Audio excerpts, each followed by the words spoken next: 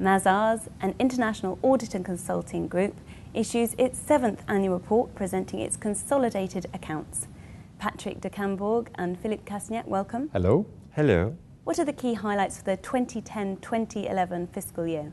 It is indeed the 7th edition of our annual report, and we submit ourselves to this voluntary exercise of transparency because we believe it's important, and even more so in the current circumstances. And we believe that this initiative is a key initiative in terms of relationship with the key stakeholders. Still surprised that it's still unique in the profession. We have chosen a theme for this year, for this communication, which is collective intelligence, because we believe that collective intelligence is one of the solutions, if not the solution, to, in general terms, but more specifically in the circumstances we are going through at the moment. It is needed internally, in the way we operate, in the way we act as a team. It is also more than needed in the relationships with our clients and all the stakeholders. And now, if I had to summarize 2010-11 by 2 words, I would say resilience and momentum. And can you give us more detail about the results? Yeah, sure. In 10-11, the fee income grew from 884 million in 9-10 to 957 million, which is quite a significant growth in the difficult economic environment we are facing. So this growth of almost 9% is about 3% organic growth. And we are very proud of this in these circumstances. The rest of the growth is due to external growth, and mainly last year, as we welcome Sweden, and we have also the impact of the first full year of our US investment in the beginning of 2010. As far as 2012 is concerned, or the budget 11-12 is concerned, we have built some weeks ago a very ambitious budget, even if these difficult circumstances, because we are confident in our model, and also because we are welcoming right now 3 new players, such as Norway, Qatar, and Ghana. And the growth for next year is about 7 to 9% in the forecast we did. So Mazars' governance is evolving. Why did you consider that this change has to take place now, and how is it taking shape? There are 2 key motivations for this evolution of our governance, to do it and to do it now. The first motivation is that we want to create a clear and stable governance platform for the period to come.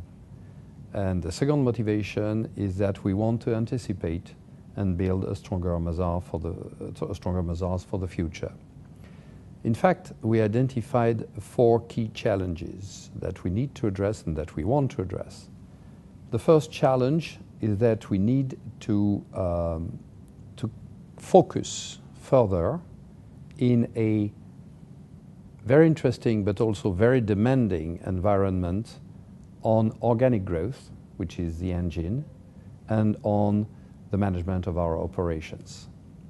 The second challenge is that in light of what we see, what we perceive, we need to dedicate additional and experienced resources to strategic matters, such as the evolution of the regulatory environment, the extension of our geographic coverage, the extension of our scope of services, the role of Mazars, or the evolution of our institutions. The third challenge is that, obviously, we want to stay at the forefront of proper governance, and we wanted to enhance our own internal governance.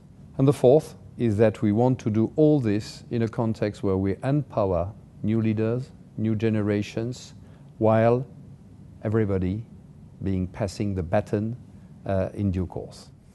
And to respond to these objectives, we introduced some modification in our organization. The first one is at GEB level, Group Executive Board. We will welcome 3 new players, 40-ish. One in charge of the public interest entities business, Hervé Elias. Another one in charge of the owner-managed business, Phil Verity. And the third one, Victor Waba, an American guy, to make the proper linkage between the group and the US businesses. This is the first point at GB level. The second one, as Patrick said, is to concentrate on strategy. And we wanted to benefit of the experience of Patrick, for sure, but also of Doug Phillips or Michel Barbé-Massin, to focus on these matters, which are absolutely key in this environment for the future. And as a CEO of Mazars, I will make the liaison between the GB and the strategic committee. The third point on governance is that for a while we wanted to introduce independent members in the Group Governance Council. This is done now with the welcome of Denise Fletcher and François de Carbonel as new members right now. And as Patrick said, we focused a lot on people.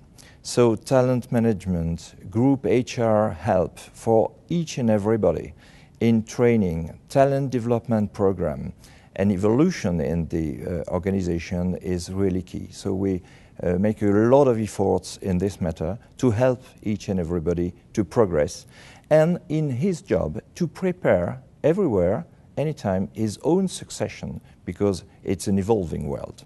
To conclude, what is the Mazars Group you want to build through this new step in its history? I'm going to take a slightly different perspective by saying that we are convinced that Mazars is well placed to benefit and develop from the current situation that we observe, even if, of course, the world is more complex, maybe more dangerous, but nevertheless, there is a great organization at Mazars level that is well placed. We want to concentrate at strategic level on four key matters. The first one is that it is very clear that the political and regulatory environment is in favor of more competition and more diversification.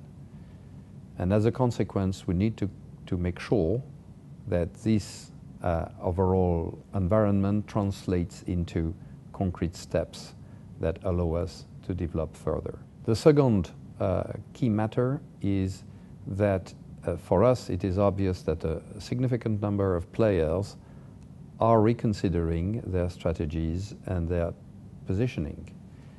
And we want to play a role as one of the pivots in the evolution of our professions. The third point is that if we want to serve properly the people that have put trust in us, we certainly need to broaden our scope of services and also our geographic coverage. And finally, the fourth matter we want to concentrate upon is that even if we have a model that is a modern model, the model of the integrated organization, integrated partnership, we need to revisit the parameters of our institutions on a very regular basis, and in particular to concentrate on more integration at European level, for instance. Yes, indeed. We have a very clear view on what are the key criteria to achieve all these goals and hopes. The first one is linked with talent. Talent war is real on the market today. That's why we concentrate on so much on people, and that's why we have such a huge and powerful group HR organization. We have to attract people, high caliber and talents, and we have to retain them into Mazars, and we concentrate a lot on this. The second point is linked with international business. All is now international. We introduced some years ago global business units, global support units, and we deeply believe that it is the right structure to achieve what we want to do. The third one is linked with the offers. And thanks to the GBU, Global Business Unit works, we are delivering new offers and updating offers in direct link with the hope and the request of the clients. And the fourth one is linked with performance, because we have to deliver all this in good performance. And thanks to the global support units, we have the right structure to help all the partners to perform, indeed. So relevance of the organization is absolutely key to deliver the quality in whatever we do. Patrick de Camborg, Philippe Castagnac, thank you. Thank you. Thank you very much.